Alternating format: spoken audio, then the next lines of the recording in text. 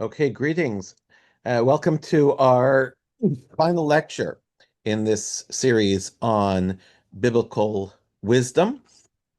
Today we're going to be focusing on Kohelet, the book of Ecclesiastes. And Kohelet Ecclesiastes is a book of wisdom that could merit its own series. And indeed, as soon as this series is over today in this time slot going forward, I'm actually going to be doing a full series on the book of Kohelet. It's advertised on the Torah in Motion website. And for those of you who would like to explore with me the book of Kohelet, the book of Ecclesiastes, in further depth, we're going to be doing it once a week leading up to Sukkot when we read the book of Kohelet in synagogue, at least Ashkenazim do. We'll talk about that as well in that series. This will be more of an overview, and we'll have the opportunity during that series to really delve into the specific wisdom of the book of Kohelet, which, as I said, is really the richest in many ways of all of the biblical books of wisdom. Let us begin, as I always like to, with a little bit of a look back at our last shiur. I'll just ask you all if you can just wave if you see the screen share and you see the source sheet. You wave if you see the source sheet, so I know that you see it. I don't see waving. Oh, now I see waving.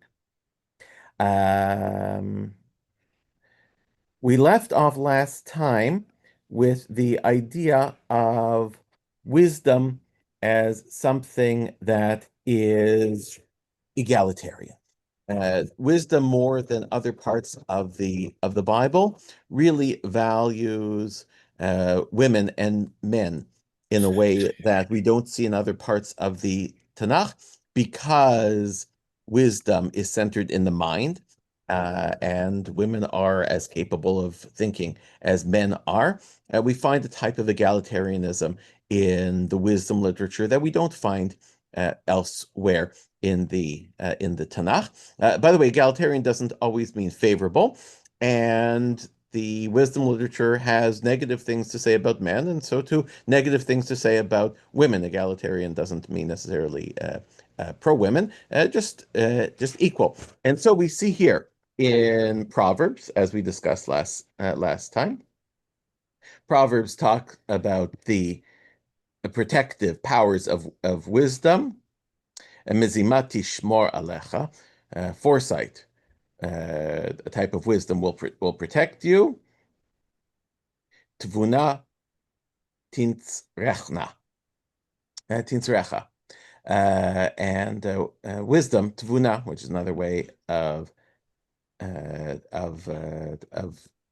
formulating wisdom, will guard you. It will save you from the ways of evil men, from men who speak duplicity. So there we have a statement against evil men, and immediately afterwards we have a statement about wicked women. Right? Latzilcha misha zara. Wisdom will save you from the forbidden woman, from the alien woman whose talk is smooth, who forsakes the companion of her youth. In other words, who forsakes the husband of her youth, who has an affair and disregards her sacred covenant, that is the marriage covenant. Wisdom warns us in the book of Proverbs to beware of men who lead us down wicked paths, and to be aware of women who lead us down wicked paths. Here, we're talking about a woman who has an affair with, or who tries to lure a man into an affair while her husband is not around. And it says, Ki shacha el mavet beitah, her house sinks down to death. I bring this up also to recall a theme that we've been talking about, because this woman should remind us of somebody who we've studied earlier. You can come off Zoom, come off mute if you recognize. What type of woman are we talking about who, while her husband's away, tries to allure a young man and leads down to death. Yes, there's something in the chat. Yes. Yes, there we go. Excellent. Yes, Eshet Potiphar, Potiphar's wife. This is a reference to Joseph. Joseph is the young man who is being led away by this woman. So again, we have the theme of Joseph that comes up over and over again. By the way, interestingly enough, the woman allures him, as we have in the story of Joseph, through her smooth talk. Again, wisdom is concerned not so much about beauty, but about words, and it is Potiphar's wife who allures Joseph with her smooth talking, exactly as Proverbs talk about. This is a theme that comes up over and over again. Later in the book of Kohelet, in the book of Ecclesiastes, we have this statement about wisdom, that it is better than gvura, better than manly strength. Gvura, from the word gever, meaning a man, the strength that comes from physicality. And as I talked about last time, the reason that wisdom is personified as a woman, I believe, is because wisdom has to do with thought, and men are more associated with physicality. The very word gevura implies physicality, and so we have that reference that we talked about last time. And another element that we discussed last time, right? But a poor man's wisdom is scorned, and his words are not heeded. And that was a theme that I introduced last time at the very end, which is that wisdom seems very much associated with the wealthy. And I pointed out last time in Eshet Chayil, which is the last parak, the last chapter of the book of Proverbs. The woman that we are talking about there is not any woman, but particularly a wealthy woman. And here Kohelet makes a direct connection between wealth and wisdom, and this will be a theme throughout his book. As I said, egalitarian wisdom is between men and women, but wisdom has things to say about the wealthy and the poor, and Ecclesiastes, Kohelet, is very much uh, one to make a connection between wealth and wisdom. And the title of our lecture, Tova Chochma Miklei Krav, wisdom is more valuable than weapons of war, which is the title of this lecture. And here you have this idea, wisdoms of war, again associated with masculine physicality, wisdom associated with the mind that is more powerful than the most powerful tool. We also discussed last time that there are three books that Chazal attribute to Shlomo HaMelech, to King Solomon. We focused on King Solomon last time. The book of Proverbs, Mishlei v'Kohelet, Shir HaShirim, Proverbs, Ecclesiastes, and the song of Songs. And we talked about the fact that Rabbi Yonatan, at least in a famous passage here in Shir HaShirim Rabbah, says that Solomon wrote Shir HaShirim, the Song of Songs, when he was young, Proverbs when he was middle-aged, so that is songs of love when he is young and in love, Proverbs when he is middle-aged and wise, and finally he writes Kohelet, he writes Ecclesiastes when he is old, because when he is old, and when people are old in general, Hizkin Omer Divrei Havalim. When a person grows old, a person speaks of how the pleasures of the world are Havalim. Here translated as vanities. We're going to talk in a moment about Havalim. We're going to dedicate some time to that. That we did last time. I want to share with you another passage this time, which is found in the Tosefta, Rabbi Shimon, who says that Shir HaShirim Nemra Beruach HaKodesh.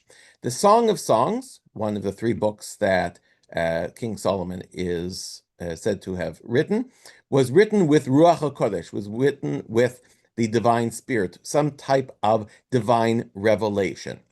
But Kohelet ena ela michochmato shel Shlomo, but Kohelet was only written through the wisdom of Solomon. Here you see in the Tosefta an idea which I brought forward in my very first lecture, which is that wisdom is contrasted with revelation.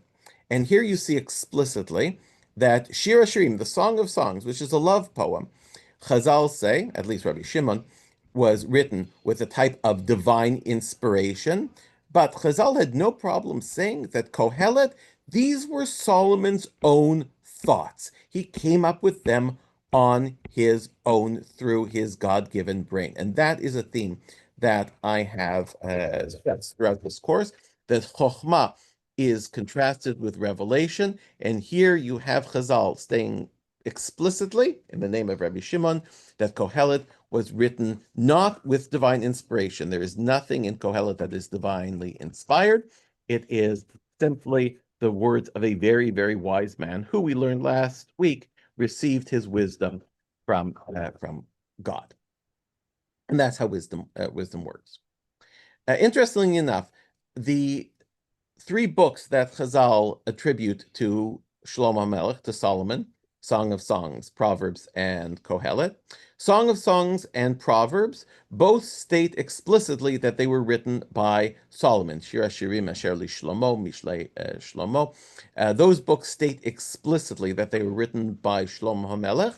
The book of Kohelet, the book of Ecclesiastes, never actually says it was written by Solomon. In fact, it says it was written by someone by the name of Kohelet. Divrei Kohelet ben David, Melech B'Yerushalayim. The words of Kohelet, son of David, who was king in Jerusalem. So the author of the book never calls himself Solomon. The author of the book calls himself Kohelet. We'll talk about that a little bit more in the next series.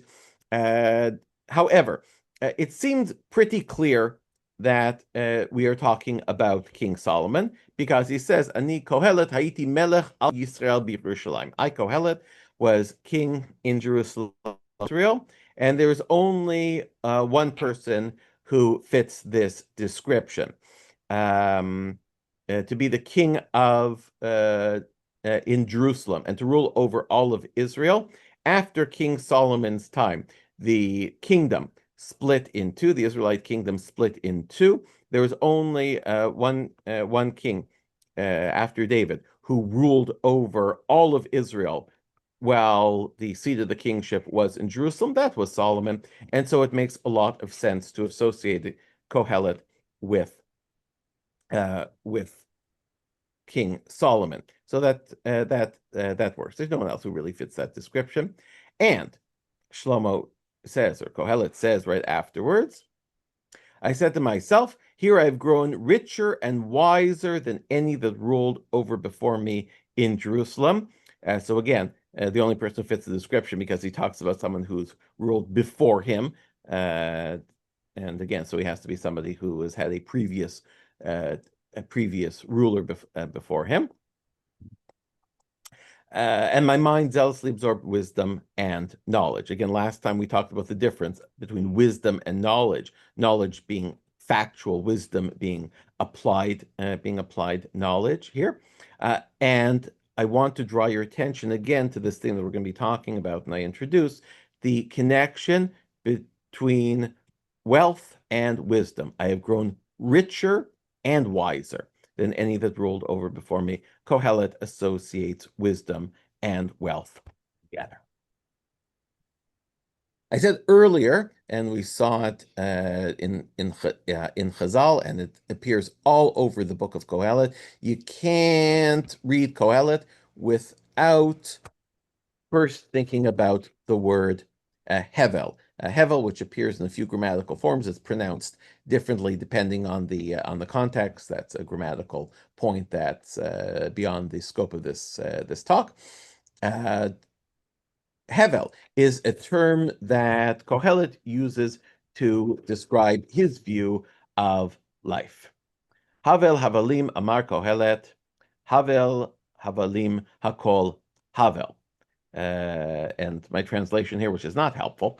Hevel Havalim, said Kohelet. Hevel Havalim, all is Havel. Not very helpful, just to transliterate here. Previous translations have tried to figure out what is this Hevel, what is this Havel, what is it that Kohelet is exactly talking about here. The very, very classic translation is vanity of vanities. All is vanity. You'll find that in all of the old translations, the King James has it. The old Jewish translation, the old JPS translates it. In very very old standard translations of the Bible, it says vanity of it's a difficult translation for us in English today. Vanity we associate with uh, with being obsessed with one's beauty. And indeed, at the end of last week, when we talked about Eshet Chayil ends with the words Sheker Hachein veHevel, same word, veHevel Hayofi. Charm is deceitful, and beauty, Yofi, is Havel. Beauty is vain. But vanity there and vanity in the language of the King James and of the Old Translation, when we say that beauty is vain, we mean that beauty is shallow. We mean that beauty is ephemeral. So vanity doesn't really mean what we think of it as in modern English. It is really this idea of something that is shallow and that is ephemeral. And there are many, many ways of translating Havel that are closer to Kohelet's meaning, although he uses it to mean a lot of different things. And again, we're going to talk about more uh, next week. Just two translations here. The new JPS, the New Jewish Translation, uh, calls Havel futility, which is pretty good. The NIV, the New International Version, calls it meaningless. Also, that works. I would suggest that you don't translate it, which is why I didn't translate it in the beginning here. I just called it Havel. There's no translation that's going to work exactly. Let's discuss what it actually means. Havel is actually breath. That's what it really means. But to say breath of breath, all is breath, is not helpful. It's clearly a metaphor. And what is the metaphor for? Breath, when you think about breathing on a cold day, breath is something that you see, right? If you can imagine breathing on a cold day, you can see it, it's actually there, and then poof, in a moment, it's gone. And that's the image that Kohelet puts in our minds by saying Havel, breath, something that is small, that's associated with air. For sure, it's there. It's for sure it's real. We know we can't live without it, but it's there and it's gone as soon as it appears. It disappears, and that's the image that Kohelet wants in mind. Again, we will find that it means different things in different contexts, but the idea of something that is ephemeral is very, very close to this idea of Havel.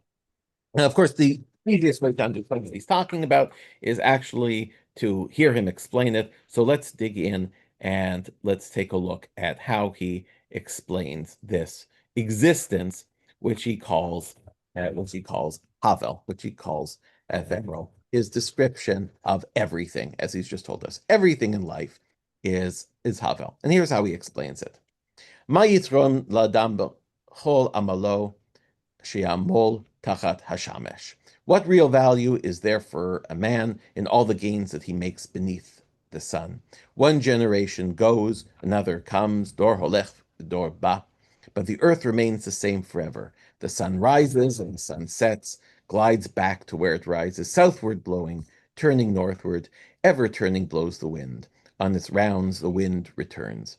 All streams flow into the sea, yet the sea is never full. To the place which they flow, the streams flow back again.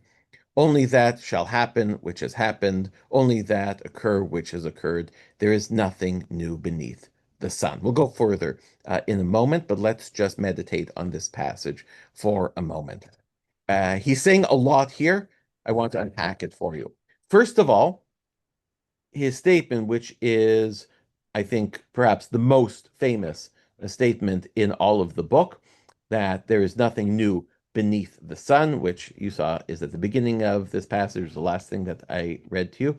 When we say beneath the sun, now, at this end of our series, you see beneath the sun means something very specific. Yes, it means on earth, but as we've talked about since the beginning, the wisdom literature believes in the two realms, the divine realm and the earthly realm. And we've spoken over and over again about how the wisdom literature grapples with the intersection between the earthly realm and the divine realm. We've talked about that in all of our lectures. It's a theme that comes up over and over again.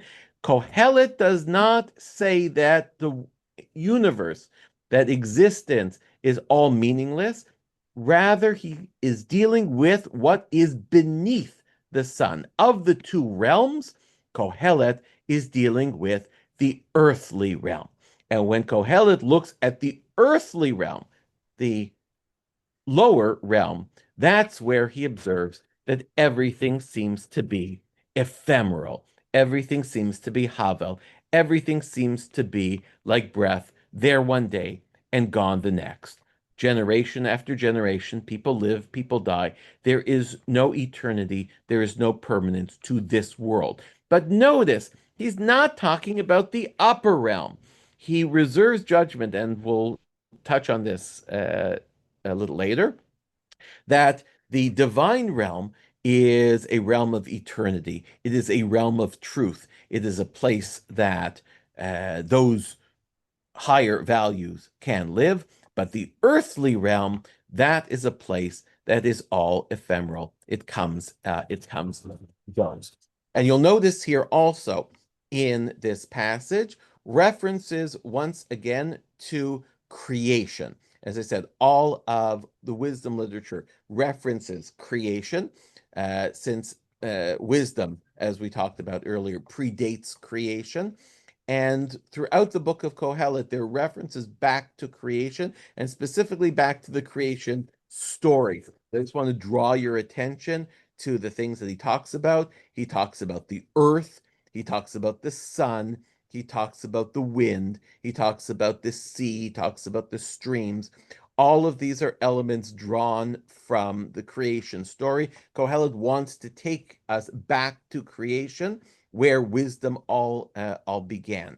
And so that's also going on here as well. Notice these are also references to the four elements in the ancient world, pre-scientific age. Humans spoke in terms of the four elements, and you'll see Kohelet here references the four elements: fire, earth, wind and water. The sun here representing fire. Kohelet is giving us a little nod that he is aware of worldly wisdom. He is aware of how the scientific world existed at his time, and Kohelet is very much into the idea of plumbing the scientific world in order to find truths of this world, of the world under the sun. That's here in this passage as well. A lot going on in this passage.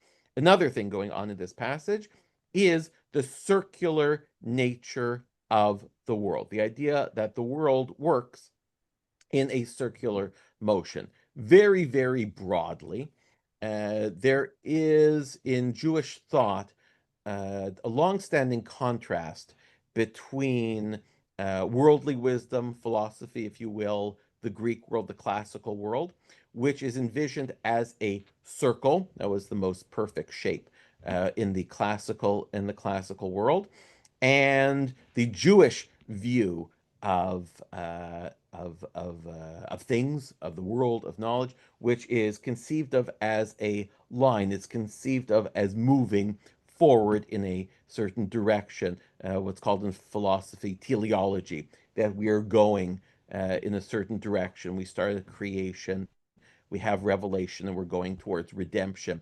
There's a general idea in Jewish thought that the philosophical world envisions the world as a circle, and Jewish thought envisions the world as following a line. That's a very, very broad statement, but it's worth keeping in mind that Kohelet here places himself in the philosophical tradition in this idea of the world as an eternal cycle, which also fits in, as I've talked to you about, the wisdom school, right, is something that applies to all of humanity. It is not specifically a Jewish school of thought. It's something that is available for all to take part in, and so it's not surprising that Kohelet envisions the world in this circular motion. Of course, he sees it in a very cynical way, and that is since things are circular, the Greeks love the circle because it implies perfection, but Kohelet sees it as something that is particularly wearying, right? This idea that we never get anywhere and life is just caught up in an eternal circle that never moves forward. And in fact, he says this explicitly, where we left off here. Verse 10, Yesh davar she'omar rei ze chadash hu. Sometimes there is a phenomenon of which they say, look, this is new every once in a while, right? Somebody says, oh, AI, right? That's new. The internet, that's new, right? It occurred long since in ages that went before us. Kohelet says, don't be fooled. Any type no caller. Any type of new phenomena, new technology, we've seen it all. There's nothing really new. It's all really the same. And not only that, the earlier ones are not remembered, so to those that will occur later will no more be remembered than those that will occur at the very end. Nothing is permanent in this world. This is a theme that Kohelet hammers throughout the entire book, that there is no remembrance on Earth. Everything lives, everything dies, everything is recycled, and there is nothing that actually lasts. By the way, and we'll talk about this in a moment, there's of course an irony in this, in that we are reading Kohelet 3,000 years approximately after it was composed, which means that in fact there are things that are permanent in this world, and the idea that there is nothing everlasting, that there's nothing lasting, is actually something that is undermined by Kohelet's actual work, and that is in the next passage, which was taken from Ecclesiastes. Here it is. He says, and so I set my mind to appraise wisdom and to appraise madness and folly, and I learned that this too was in pursuit of wind. For as wisdom grows, vexation grows. To increase knowledge is to increase heartache. V'yosif dat, Yosif machov. So as I just said a moment ago, Kohelet here says that really, what's the use of pursuing wisdom? Pursuing wisdom is like pursuing wind. You'll never actually attain it. The more you study, the more weary you get. Don't bother. And I'm going to say, as I just said a moment ago, don't trust him. Don't trust him on this point. He would not have written a book of 12 chapters if he had nothing to say on the subject. This is similar, as many of you know. We have an expression in English. It's used throughout the Middle Ages by Jewish authors as well. In my humble opinion, in Hebrew, la'aniyut dati. In my humble opinion. When people say "in my humble opinion," they seldom mean "in my humble opinion." And when writers, people write "in my humble opinion," they might be saying it. It's a scholarly convention. You want to say, "in my humble opinion," but if you were really that humble about your opinion, you wouldn't offer it to begin with. It's a polite thing. It's a polite thing to say. It is an expression, but don't take seriously anyone who says, in my humble opinion. If they didn't want to say what they were saying, then they just wouldn't say it. And so too with Kohelet. If he had nothing to say about wisdom, if he really thought that it was meaningless and purposeless and there was no use pursuing it, he would not have dedicated an entire book to it, and he would not have written on it. So I would suggest don't believe him. However, he does present to us the idea of paradox, and this is something that goes throughout the book, and it is a theme with Kohelet, and it's another way of understanding Havel, another way of understanding this word Hevel, the idea that the world itself is paradoxical. And this is something that he explains here. He tells us at the very beginning of the book where he's going to end up. וראיתי אני שיש יתרון לחוכמה מן הסכלות כיתרון האור מן החושך.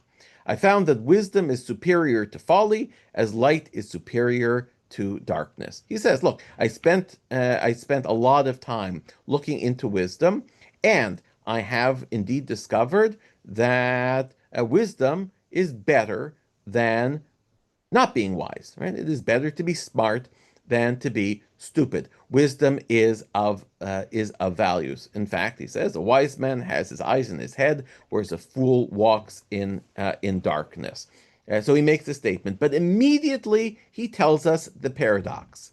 But I also realize that the same fate awaits them both. On the one hand, wisdom is valuable, wisdom is useful, wisdom is important, and that is just obvious, right? As light is better than darkness. But at the same time, right, the paradox is that whether you're wise or whether you're a fool, you're going to end up in the same place. So I reflected, the fate of the fool is also destined for me. To what advantage then have I been wise? What was the use of it? Right?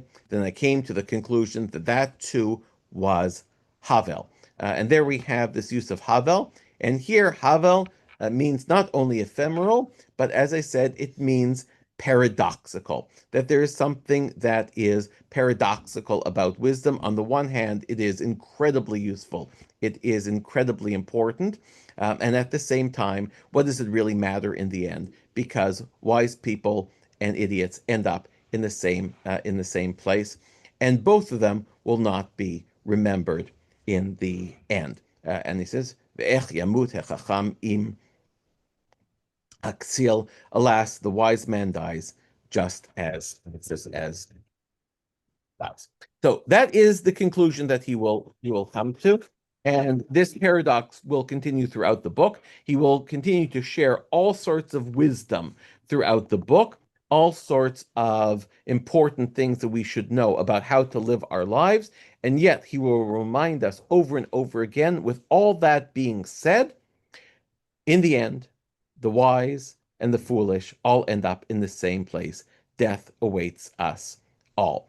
This paradox of the book of Kohelet has bothered commentators throughout the ages. I'm not going to solve it because it is insoluble. He presents it as a paradox. He presents it as insoluble. But we will explore some of his adventures in this and how he comes to the conclusion. So again, this is his conclusion. He tells us right away where he's going to end up.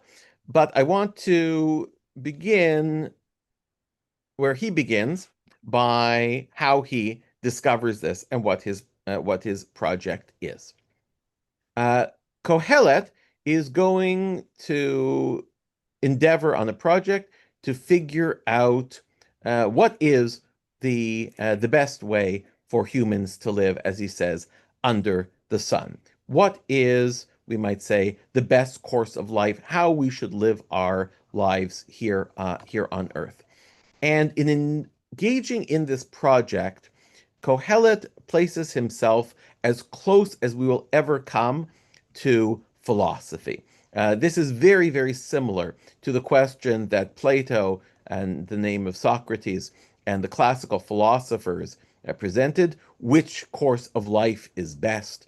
Sometimes stated, what is the good life? Kohelet really ventures to discover to discover this.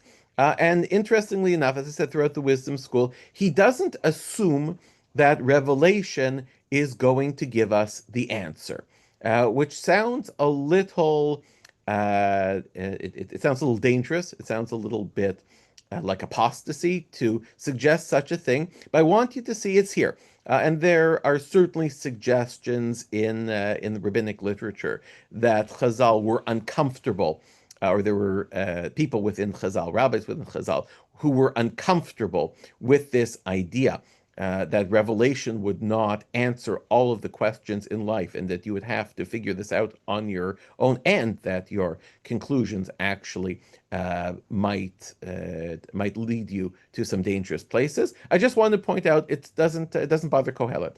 He wants to figure this out on his own, and the wisdom school in general is willing to go down this path. And Kohelet is going to start in the same place that the classical philosophers started. And I think it's because it is the natural place for humans to start. When you want to figure out what is the good life, you start in the place that seems by human instinct to lead you to happiness, and that is pleasure. That's the easiest place to start. I know I am unhappy when I'm hungry, and I know that eating food makes me happy. That's something that is obvious. It's something that is programmed into our very being. It exists with all creatures. Food, sex, things that bring us pleasure, alcohol, nowadays drugs, but alcohol as really the oldest of all of the drugs.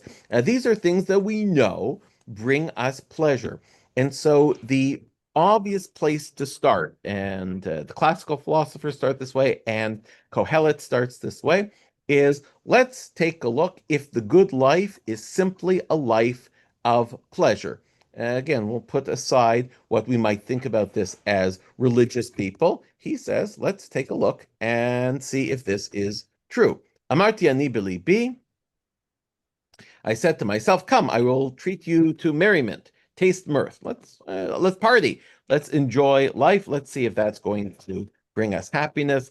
Alas, it does not. That too, I found was futile. By the way, the classical philosophers, many of them agree with Kohelet. Not all. There are schools of thought that believe in earthly pleasures, but Kohelet does not, and classical philosophy as well. Of revelry, I said, it's mad. Of merriment, what good is that? I ventured to tempt my flesh with wine to grasp folly. So he's going to go out. He's going to party. He's going to get drunk. But notice now what he says.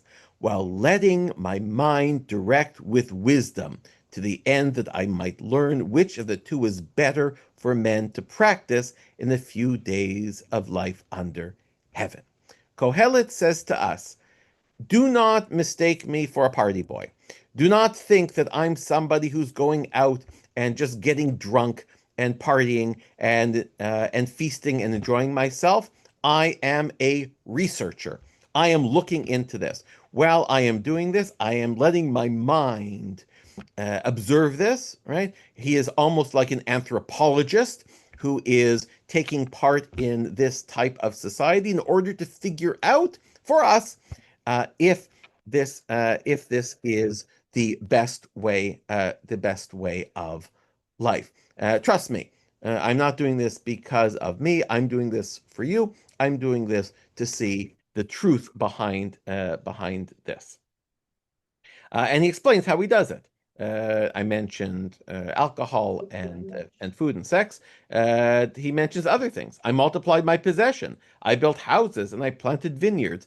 These are all things that we know bring humans pleasure. Humans Oh, fix my lunch. Oh. Sorry. Humans are happy when they have money. Humans are happy when they have land. He says, I laid out gardens and groves in which I planted every kind of fruit tree. He's talking about, humans love gardening. Cicero famously said, all that humans need for happiness is a library and a garden. I constructed pools of water enough to irrigate forests, shooting up with trees.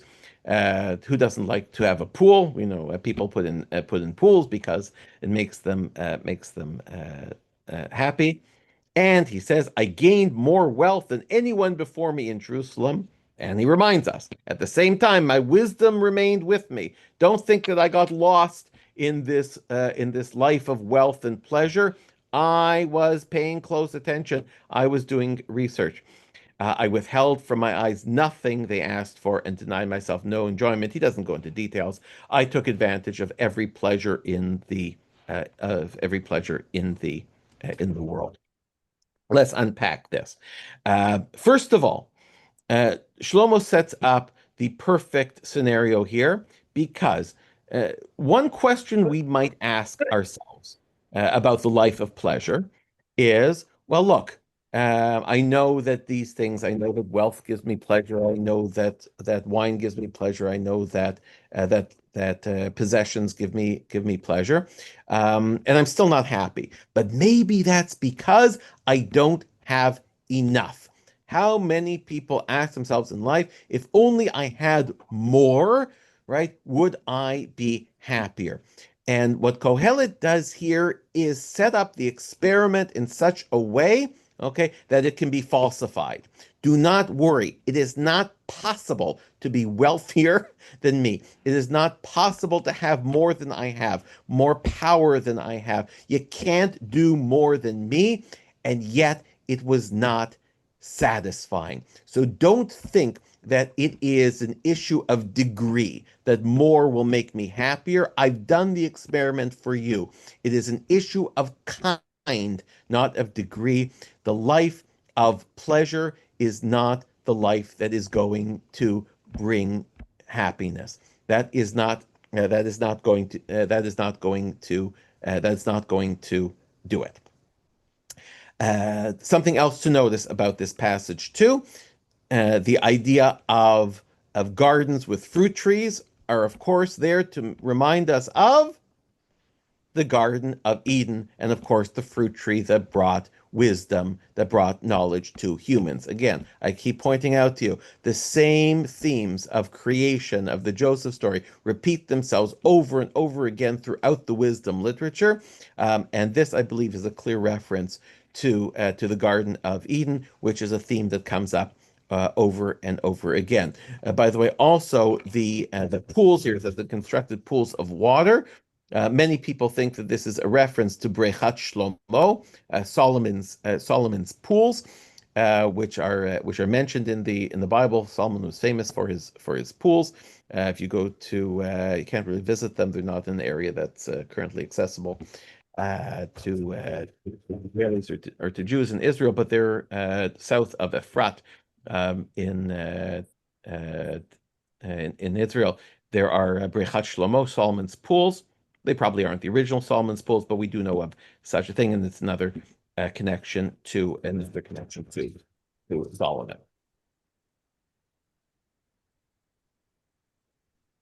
And here's his conclusion. Then my thoughts turned to all the fortune my hands had built up, to the wealth I had acquired and won, and oh, right, hakol hevel ureut ruach ve'ein yitron tachat hashamesh. It was all futile and pursuit of wind. There's no real value under the sun. The life of pleasure, as I said, same conclusion as most classical philosophers. The life of pleasure ultimately will not bring meaning, will not answer the question of what is the good, what is the good life. Now buckle up because I'm now going to show you the passage that encapsulates Shlomo's view of what the good life is, and you're going to see the paradox right away. But here it is. Uh, right at the beginning of the book, and as I'll show you in the next lecture series, you join with me, this is something that repeats itself over and over again throughout the book. It's not a one-off. Shlomo says, I have figured something out. And here's what he says. Ein tov ba'adam she'ochal v'shata. There is nothing worthwhile for a man, for humans, but to eat and drink and afford himself enjoyment with his means. Gamzo ra'iti ani ki miyad ha'elohim hi. And that indeed I noted comes from God. Shlomo says here that eating and drinking and enjoying yourself, that is the best that you can do. Ki mi yochal umi yachush chutz mimeni, for who eats and who enjoys but myself? To the man, namely, who pleases him, that is God, he is given the wisdom and knowledge to enjoy himself.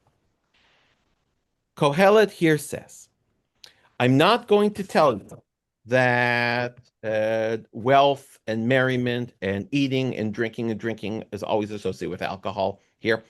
I'm not going to tell you that it is going to be meaningful in life. Okay? I'm not going to tell you it's going to bring you a life of meaning. Life is Havel. The life of this world is ephemeral, is meaningless. But pleasure in this world, he says, is real, and it is given by God to people that he likes.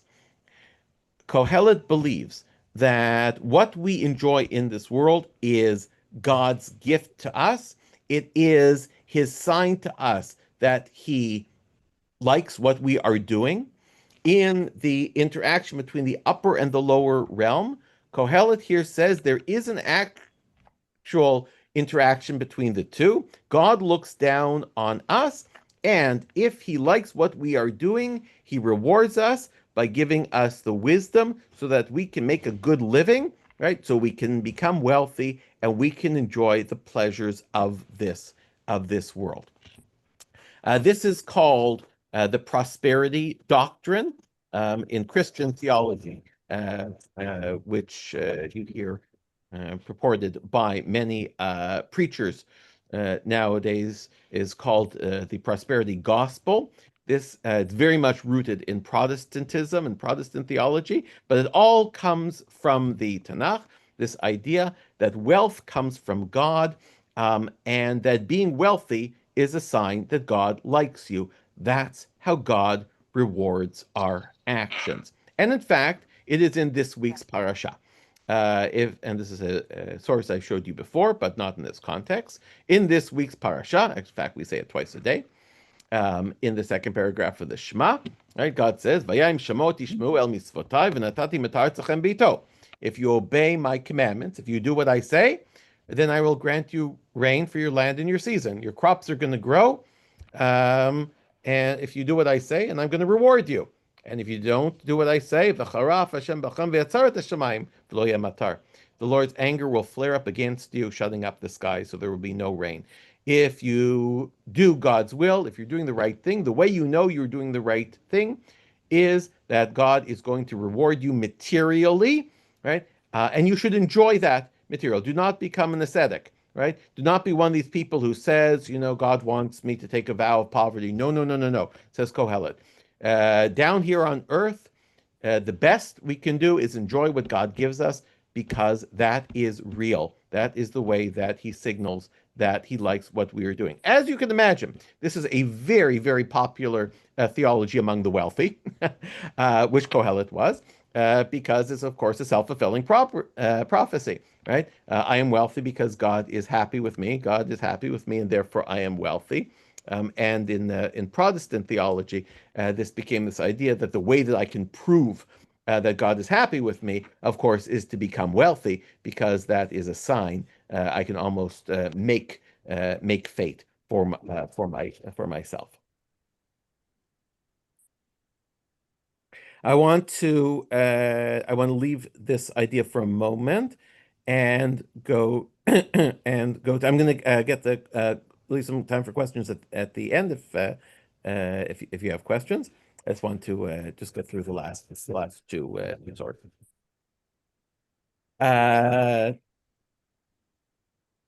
we've spoken about the fact that that theodicy, that the problem of good and evil is something that occupies the wisdom literature. The entire book of Eov, the entire book of Job, deals with this issue of why bad things happen to good people. We had an entire lecture on that. I showed you that in the Wisdom Psalms, this comes up over and over again, and so too in Kohelet. And what I promised you when I introduced you to this idea is that Kohelet has his own unique take on it. In the Wisdom Psalms, I showed you there is this idea that there is a direct relationship between God and good. When people do good things, they're rewarded by God. When people do bad things, they're punished by God. The upper realm and the lower realm completely operate on the same principles. The book of Job, I told you, has the opposite view. The book of Job says that there's the earthly realm where we deal with good and evil. There is the divine realm, which we have no knowledge of. We have no idea what principles it works on, and therefore there's no interaction between the two. We do good on earth because we can do good for society, but there's no relationship. There is no rewarding of good and punishment for evil that comes from the heavens. Kohelet, as I promised you, takes a middle position, a much more nuanced position than either of those two that we've seen so far. What does he say? He says, the fact that the sentence imposed for evil deeds is not executed swiftly, which is why men are emboldened to do evil. Kohelet says, you take a look around, people do bad stuff, and they don't seem to be punished right away. And that leads people to say, oh, I can do more bad stuff because I see there are all these people out there who are wicked and they're not being punished. So they keep doing wicked stuff. But notice he leaves open the fact that they will be punished eventually. The fact that the sinner may do evil 100 times and his punishment is still delayed, yeah, that's a problem, right? You can keep doing evil and keep doing evil, and you're going to be emboldened because you're never punished for it. For although I am aware that it will be well with those who revere God, since they revere him, he says, I do believe that there is ultimate reward and punishment, right? And it will not be well with the scoundrel, and he will not live long because he's not revere God, right? Kohelet says, I know ultimately that the good are rewarded and the wicked are punishment. I believe that, right? He says, here is a frustration that occurs in the world. Sometimes an upright man is requited according to the conduct of the scoundrel, and sometimes the scoundrel is requited according to the conduct of the upright.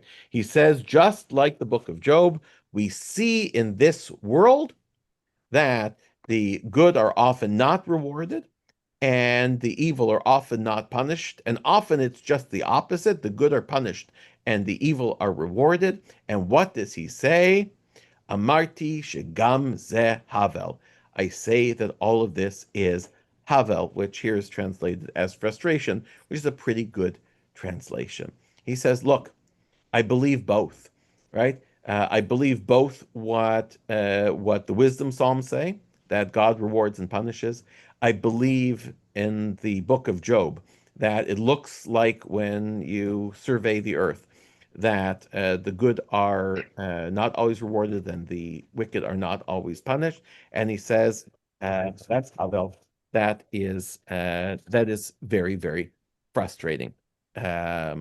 But they both exist, and he's able to hold both of those ideas in his head. Uh, Before I conclude and open up for questions, I want to take a look at the very end of the book.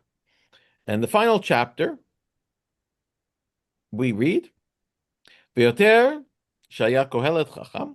A further word, because Kohelet was a sage, he continued to instruct the people. At the end of the book, we have an interesting thing that happens. It sounds like Kohelet himself isn't necessarily speaking, but someone is speaking about Kohelet. An interesting thing at the end. There's a little summary, and there's a debate. Either Kohelet himself is speaking in the third person, or somebody else came and added this as a comment. And it mentions that Kohelet was someone who instructed the people, which, by the way, is possibly what the word Kohelet means. Kohelet comes from the word kahal, which means a congregation or a community. And Kohelet, even though he might have been King Solomon, as we said, was somebody who gathered people together, who instructed them, who gathered communities together. Um, and he said this. He continued to instruct people. He listened and tested the soundness of many maxims. He did research, as I said. He took a look at life, he researched life, and he tried to figure it out. He sought to discover useful sayings and recorded genuinely truthful sayings. As I said, the book itself is filled with much wisdom, and that is recorded here. And that's what Kohelet tried to do, to give us the wisdom on how to live in a world that appears to be paradoxical, in a world that appears to be meaningless. He has tried to give us some advice on how to live and how to navigate this world, enjoy the pleasures of this world because they are real, become wise, even though in the end you end up in the same place. These are pieces of wisdom that he has researched and that he is sharing with us. And then verse 12. Yoter mehema b'ni, he's a hair. Further word, against them, my son, be warned. Again, this theme that keeps coming up in wisdom of the father advising the son. Asot svarim harbe ein ketz. The making of many books is without limit. This is probably the second most quoted verse in all of Kohelet.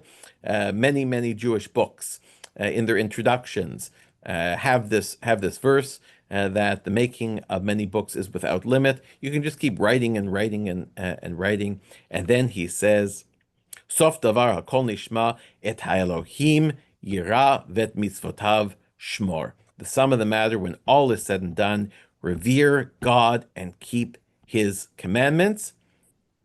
Kizeh kol hadam, because this is what life is all about. This is all. This is all of humanity. Kohelet ends exactly where we began in our very first lecture. That the beginning of all wisdom is the fear of God. That's how Kohelet ends. Life might seem meaningless. Life might seem futile. Might seem ephemeral. But in the end, life is all about fearing God. And if you keep that in mind, you'll end up in the right place because that's what life is all about.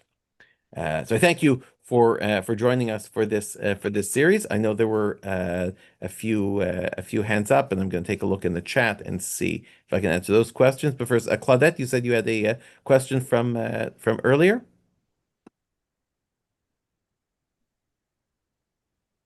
I have a question. Yes, please. Where does Olam Haba come in Oh any my of the goodness. literature? Oh my goodness, what a phenomenal question. So I'm going to be speaking about that in the series on Kohelet. Um, and quite shockingly, Kohelet does not seem to put much stock in Olam Haba. Kohelet's entire theology, view of the world, does not assume olam haba. I'm not saying he didn't believe in it. I'm saying he does not assume it. At no point does Kohelet say, "But don't worry, there's another life, and it'll all make sense in olam haba." He doesn't go there. He doesn't go there. And that, again, I'm going to talk about. Kohelet, as you saw from the beginning, his project is based on his observations of the world.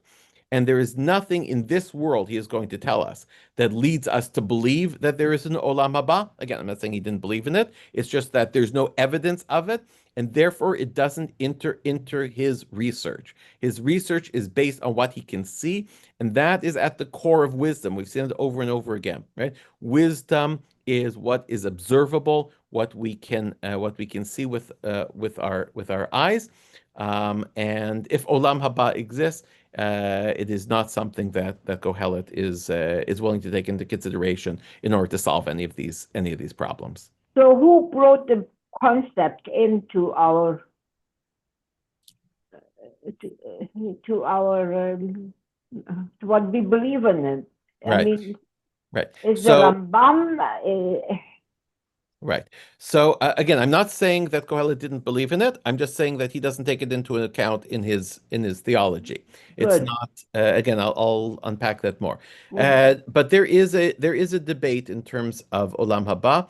There do seem to be many references to a world after life. Kohelet actually makes reference to it. It appears in the Tanakh as Sheol.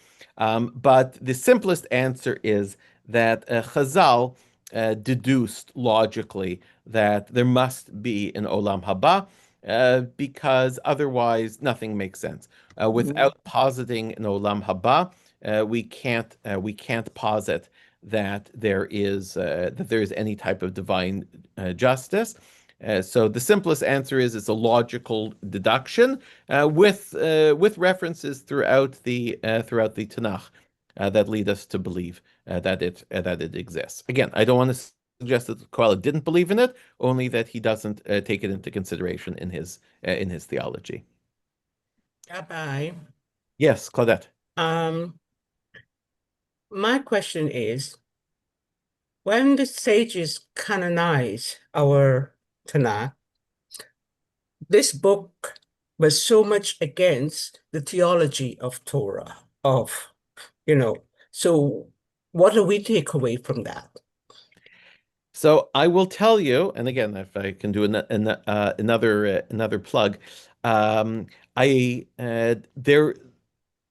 there were many people who believed, as you stated it, that Kohelet somehow went against general biblical theology.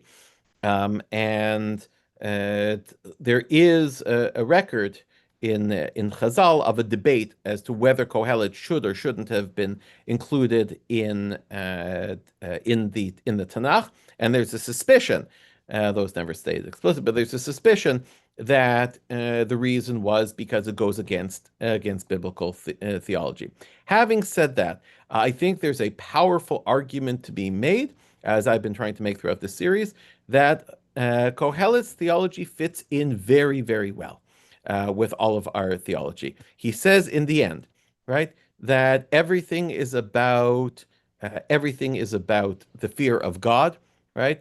If you take a look through the book, which I will, and show you more examples, right? He is constantly saying that we need to be in fear of God, that you need to watch that God is going to hold us accountable for things. I don't think there's anything in Kohelet that suggests that he is at odds with Jewish theology, with biblical theology. He is very devout. He is certainly a deep believer, and as I'm going to suggest, when he says at the end, "Kizeh kol hadam," that fearing God is everything, that he is a deep believer that we fear God because that's what we're supposed to do. Not because of reward and punishment, not because we get good things out of it. That is really what we are supposed to be doing in life. So I do think it fits in well with with the theology. But again, I'll try to unpack that. Don't write him off in any way. Thank you. Pleasure. Just going to take a look here. Is it fair to look at this as a philosophical test rather than a retrospective and a lament? And the latter part of his life, he looks back on his own life, saying that he thought materialized, and he thought wealth, women given pleasure. Yeah, I don't think that it's mutually exclusive. Thank you. I don't think it's mutually exclusive. How much of this is autobiographical, and he's referring to his own life and his conclusions? Yeah, I don't think it's one precludes the other. He looks through his life. He does tell us he's going to experiment, right? That's what he says, and he tells us what his conclusion is in the end. And the comment, well, is wealth really a reward and punishment? Yes, so that's an issue that he says that it doesn't always look that way. But when wealth and pleasure do come to us, we should take advantage of it because they are real, and they are something that we can enjoy in this world. Okay, thank you so much. And hopefully we'll see some of you back for our full lecture series on Kohelet. Shalom, Thank shalom. you, Rabbi. Thank you. Thank you. Thank you, Rabbi. My pleasure. My pleasure. Thank you for joining me.